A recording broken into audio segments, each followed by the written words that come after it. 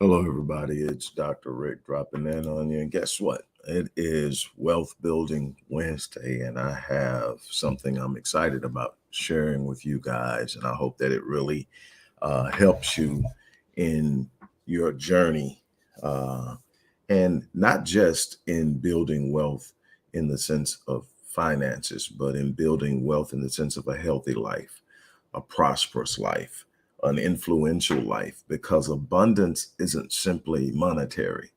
Abundance is impact.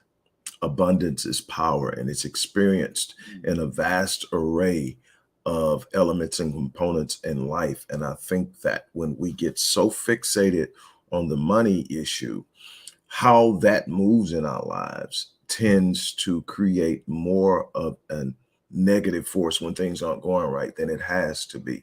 And the more we experience things negatively, the more it impacts our ability to use our minds and our brains to overcome it.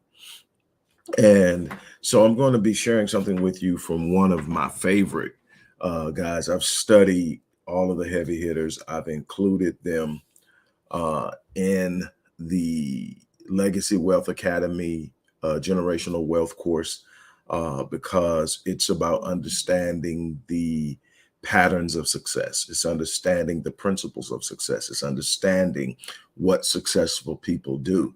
Um, I spend my life trying to learn what I don't know to get where I haven't been. And no matter what I've done, I know I haven't scratched the surface yet. So I'm always on fire. I'm lit about what's possible in my life, not just in money. It used to be a real focus on me. It used to be 20 years ago, big focus. Everything was about money. And I found out that just getting it wasn't enough, that there was this big empty void. So I recalibrated and understood that money is simply a means. There's a place I'm trying to go in this world. There's something I'm trying to do in this life. Money simply facilitates it in certain areas. Money isn't the end all be all. Money isn't the destination or the destiny. Money is simply a facilitator. And when you get an understanding of that, it opens up the idea and the capacity to find ways outside of the traditional mode and methods that we have heard about and look at to get things done. But before I get started, look, there are several things in there. I'm not going to go into them in detail. You've heard about them enough. If you really truly are looking to do something in your life, the opportunity to do so will be presented to you over and over again in the way that I present my content. But if you have teens, or children or grandchildren, and you want to teach them financial literacy to get them on a head start, I took some things and put them in a guide, basically a 30-page guide on teaching financial literacy and principles, the basics of finance that lays the foundation so they understand the modes and methods of wealth building. Because the average person is in a consumer mindset, which is a poverty mindset, and it does not facilitate the ideals and principles of wealth building. So it doesn't make sense. And you consistently find yourself folding and recycling bad behavior, bad thinking, bad results. So look, for $9.99 or $9.95, whatever it is, it's under $10. You can get this and you can use it over and over again to teach the young people and even some young adults that don't know it. Anybody that wants to have a foundation, this is a good place to start.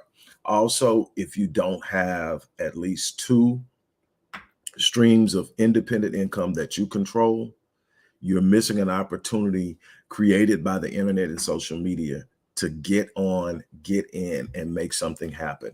It is completely how I rebuilt my business when I took the hit during the last major recession, um, and how I rebuilt and came on, and I've done everything digitally online and and expanded it. Now there are some things I'm doing outside of the scope of internet, but it all came from me mastering the opportunities, and I'm still growing in that area. I'm still learning, but I'm teaching people how to do that.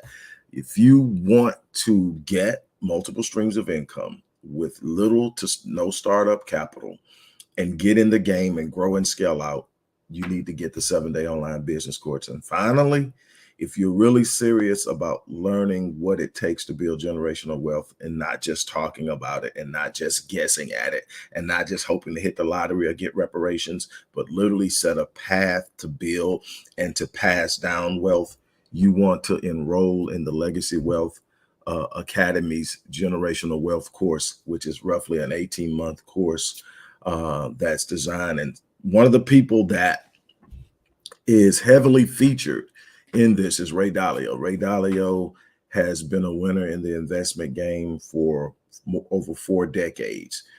He runs the largest hedge fund in the world, $165 billion hedge fund. I think he's worth nearly $40 billion himself. And the principles you're going to find in these people that I decided to study and to learn and to research, the principles are the same.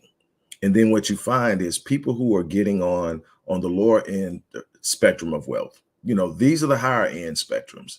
The lower end spectrums are people who have reached financial independence, meaning that they literally have the means to support their needs and their lifestyles outside of someone else handing them or giving them money or needing something. So they've created the first floor of wealth, so to speak. The next floor is financial freedom, to be able to sit up and say, these are the things I want to do in life outside of the essentials.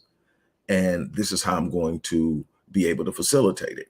And what you'll find is they're practicing the same principles. They might not have them all lined up, but they've started to utilize the principles. And so this is one of the things that we're going to talk about. Ray wrote a book called Principles of Success. And the beauty that I saw in that book is it wasn't just about money. It was about life.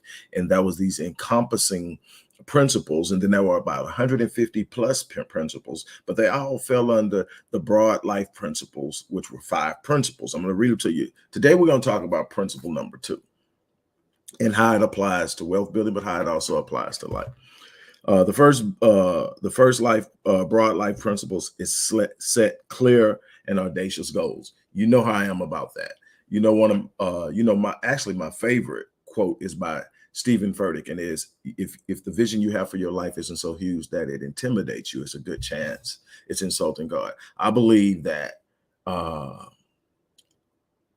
people have been conditioned to move into tamed visions and dwarf goals, in colorless dreams, to play the safe road, to do what you know is easily done or accomplished, and that's not the audacious thing. See, faith requires an audacious demand.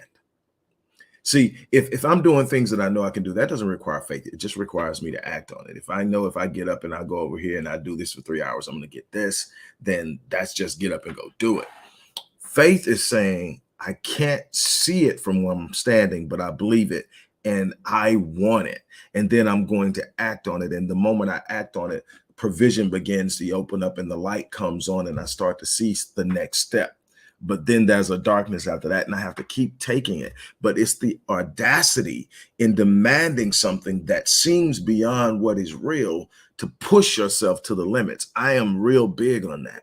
I'm real big on in believing that nothing is impossible. You can't say nothing is impossible, nothing shall be impossible, and then see nothing but impossibility. That is not how you're going to build the life that you desire. You're going to have to be able to see something.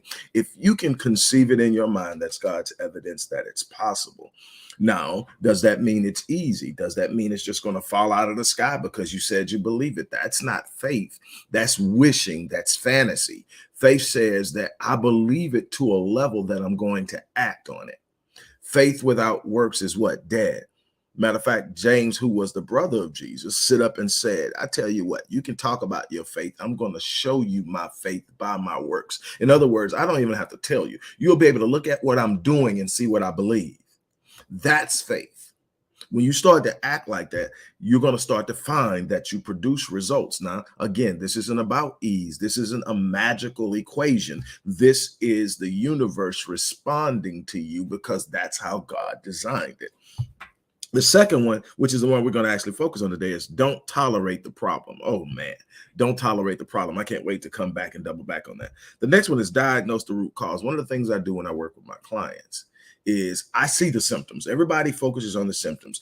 The entire pharmaceutical industry is about treating symptoms, not getting to the root cause, not locating and identifying the origin. When you identify the origin, when you get to the root cause, when you find the core problem, you address the core problem, the symptoms leave, because you have achieved what? Wholeness. You have achieved what? Healing. You have achieved what? Restoration, growth, empowerment. But if you don't find the core problem, you're dangling and masking and doing everything else to the symptoms, but you haven't dealt with the issue, the sickness, whether it's poverty, whether it's depression, whether it's bitterness, whatever it is, the sickness is still there. So that's that. Then design a plan before you act. The importance of having a sense of direction and schematics and planning on where you're going is huge. To me, it's not the biggest thing. The biggest thing is the mindset that I'm going to finish, the mindset that I can't be stopped, the mindset that no matter what goes on, because I've seen people with poor plans, but unbreakable and unshakable faith and an intensity and a commitment to go the distance outperform the person with the unbelievable plan. Now, when you have an unbelievable plan and you have that mindset, unstoppable. And so those are the things. Finally, it says execute to completion. This is probably my greatest strength out of all of it, is executing to completion. What? I don't stop until I finish. You're not going to shut me down. Delay doesn't shake me. Setbacks don't shake me. Been there, done that. The appearance that everything in the world is going wrong won't stop me. If I'm still breathing, I'm still in the fight. And that's the thing. You've got to have a sense of direction. You've got to know where you're going. You got to be willing to sit up and look at it. What I'm going to tell you is, when you're aiming for something huge, you're going to hit a lot of pitfalls. You're going to hit a lot of stumbling blocks. You're going to run into some walls. You're going to scrape your knee. You're going to bang your head, because you're striving for something that pushes you in spaces that you're not familiar with. And you're going to have to grow. You're going to have to learn. But the one thing you cannot do is balk, fold, give back, surrender. You're going to have to make up in your mind that if I start this thing, I'm going to finish it. And that's the thing. I evaluate things. I look at things and I say, if I take this on, am I willing to go the distance no matter what? And if the answer is no, then I'm not going to take it on. I'm not going to put myself in a position to quit because it's not that important to me. So I work on things that I'm passionate about, things that I believe in, things that I'm willing to die trying to get to. And that's the focus. Do what you have to do. Execute until you complete. That's finished. People ask me, what's my one word? If I have to define the one word that has contributed most to my success, is relentless. I don't stop. Oh, I've had plenty of reasons to stop. I've taken some major blows. I've experienced some heartaches. I've experienced some major setbacks. I've gone through, but the thing is, I'm going to wake up every day. I made God a promise a long time ago, and I shared this with you, I think maybe even yesterday, but I've shared it more than one time, but I made him a promise a long time ago. I said, if you wake me up, I'm going to answer the bell. And it's not contingent upon how I feel. It's not contingent upon whether I had a great day the day before. It's not contingent upon anything except you wake me up. You wake me up, you've triggered the purpose in my life, and I'm going out and I'm going to make something happen in this world. I'm going to find a way to be impactful today. Everything might not go my way. Some of the things that I really wanted to happen may not happen, but I'm still going to find a way to be impactful. I will not sit down and lick my wounds. I will not sit down and whine and complain. I will not sit down and say, why me? I'm going to sit up and say, no matter what, I can speak power into somebody else's life. There's a blessing in giving to someone, lifting someone, being a force in someone's life. I'm going to sit up. It's a bunch of times I'm not in a space where I want to get on and give myself by way of video, or I don't feel like sitting down writing an article or writing the next chapter in the next book. But the sense of responsibility to the designer, the sense of responsibility to my purpose demands that I move, even when I'm feeling like, man, I just want to lay it down. I feel just like anybody else at times. I'm going through things. I'm dealing with things. I'm like, man, this enough is enough. I just want to just go somewhere. Man, it's more than one occasion I've stood up and said, you know what? Packing up my shit and I'm moving to some beach in Central America. I'm going to get on the internet and sell articles and live on the bare minimum and check out of all of this. Then I realized that's not my purpose. Man, get yourself together. I have a 90-second window. And it started out as a 24-hour window, and I realized that I didn't have to take 24 hours to deal with it, but I have a 90-second window to deal with bad news. 90 seconds to feel any kind of way I want to feel, throw my little pity party temper tantrum, whatever it is I'm going to do. I got 90 seconds. After 90 seconds, it's time to take action. It doesn't mean I don't feel. It means that sitting up, wallowing in misery doesn't change anything. So then what am I going to do about what I don't like is always the question. And it has to be with you. You're sitting up and you're complaining about not having enough of this or not dealing with this or not experiencing that. What are you going to do about it? It's that simple. You're going to have to take some massive action in some way, doing something differently than you've been doing if you want a different result than you've been getting. There's no way around that, period. So let's go back to number 2, because that's why I'm here. Number 2 says, don't tolerate the problem. I love that. It says, okay, the first thing you got to do is identify the problem and don't tolerate it. Identifying painful problems creates opportunities to grow. So what's the problem? Not the symptom, the problem. What is the problem? What is it that is presenting in a negative way that's causing you pain and discomfort that you want to alleviate? Let's just say we're talking money. What is the situation? What is the cost? Are you not earning enough? Or is it that you're not managing it correctly? Or is it that you haven't leveraged opportunities to grow it? Or what's the problem? When you identify the problem, immediately you begin to learn. See, one of the things that I teach my clients is whatever you focus on, you feel. When you sit up and you realize you have a problem, there's also the opposing reality to that problem, the solution. If you focus on the problem becomes larger. The problem becomes more intense. It becomes the powerful force in your life. But however, if you decide I'm going to focus on the solution, the problem takes a back seat to the solution. The solution now becomes a driving force. The more you search, the more power you realize you have, that there is a solution. There is an answer. There's absolutely no problem in this life you're going to face that there isn't a solution to. Now, it doesn't mean that you're going to magically pull everything together and know the answer. What you do tell yourself is, I'm built for this, that there is a solution. I'm going to focus on the solution. When I identify the solution, I have already grown in capacity. Why? Because there's something I know how to do now that I did not know how to do before this started. That's what problems do. They create opportunities for you to develop a mechanism or performance or behavior that you didn't previously have, that creates the solution to the problem, but also creates a new level of performance and behavior and capacity in your life. That's something that most people aren't looking at. Everybody's stuck in this comfort zone. You don't come out of the comfort zone, you never challenge. You never challenge, you're never forced to elevate your game. If you're never forced to elevate your game, you're living at the same level and you're not doing what you were put on this earth to do. It's that simple. So now here's the thing. Here's the beautiful thing. When you are identifying it, you're giving yourself to it, but be specific. What did he mean when he said be specific? Be specific means that there are different types of problem. There are two, to me, primary types of problem. When I look at what I do with my clients, what I look at when I do it myself, when I'm looking at something and it's not going the way I want it to go, and trust me, it happens. I'm looking at it and it's one or two things. It's either a know-how problem or an innate weakness. And one of the and it's two things. The know-how problem is easy to fix. One or two ways. It means that it can be done. I simply don't know how.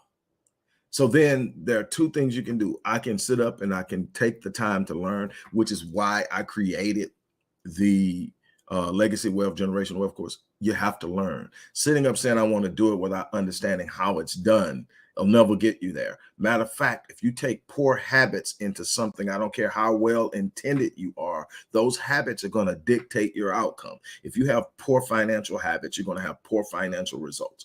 If you have poor relational habits, you're going to have poor relational results. If you have poor business or work ethic habits, you're going to have poor business results. It doesn't matter what you intend, how you sit up and do it. And here's the thing, you've got to be willing to understand and acknowledge where you are inadequate. One of the hardest things to do for someone who is trying to establish themselves as, being on their game is to say, I got a weakness, or I don't know. I try to identify what I don't know so that I can know, and so that I can find the people who do know. The best way to learn is to find the people who do know.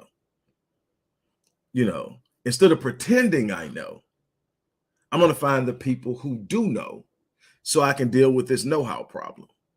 Now, there are a couple of ways that you can do that.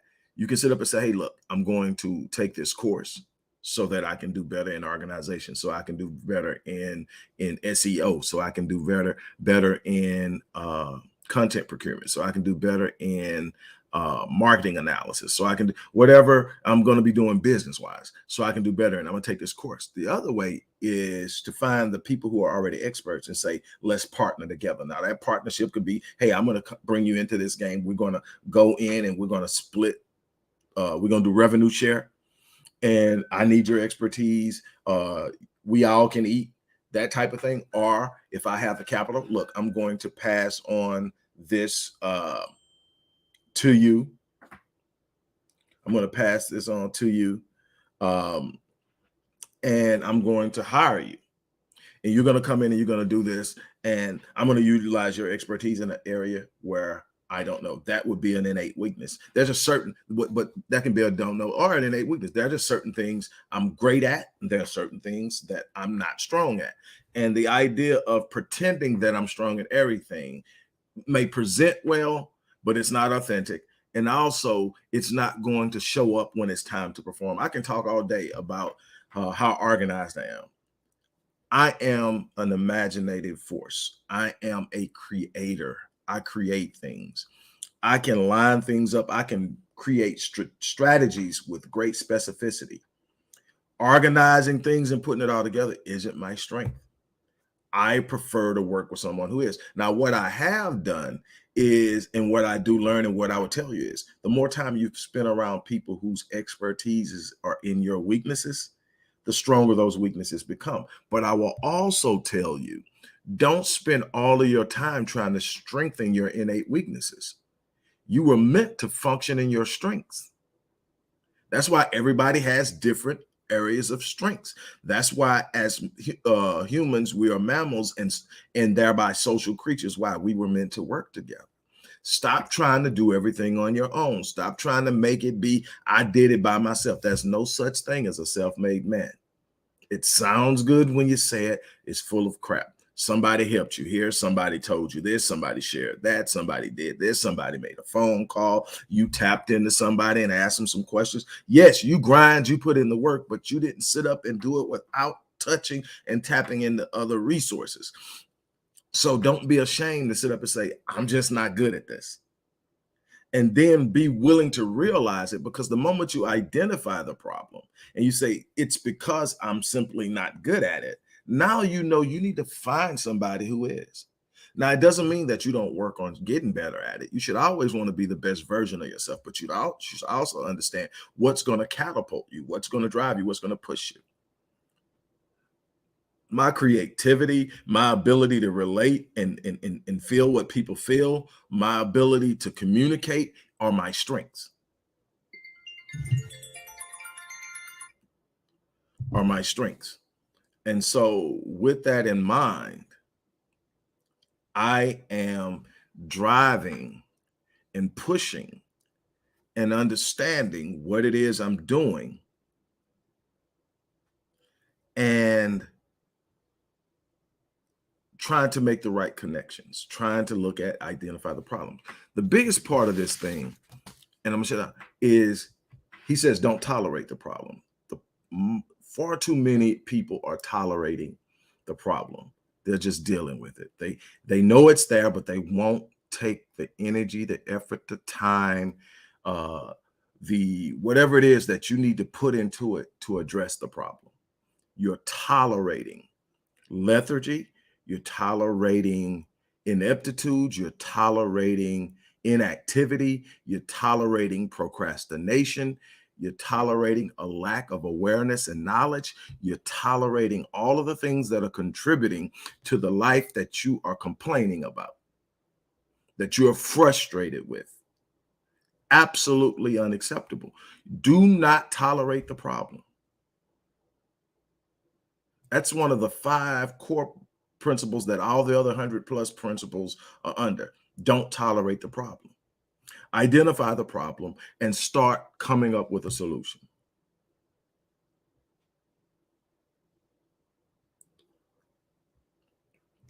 As I said previously, if you want to take advantage of the resources that are in the box, they're there.